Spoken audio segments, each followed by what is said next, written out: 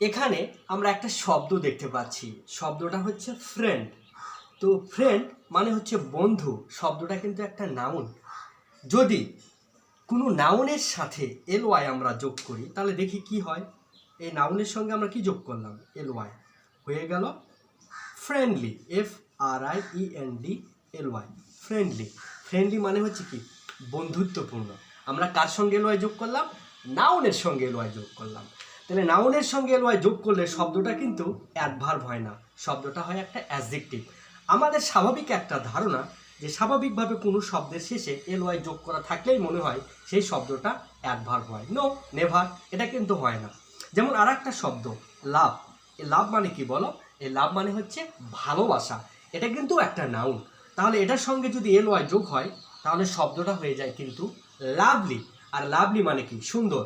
আর সুন্দর মানে কি বলো, এই সুন্দর শব্দটা হচ্ছে একটা অ্যাডজেক্টিভ। এভাবে যদি আমরা দেখি কোনো নাউনের সাথে এলওয়াই যোগ আসে তাহলে ওই শব্দটা হবে একটা অ্যাডজেক্টিভ।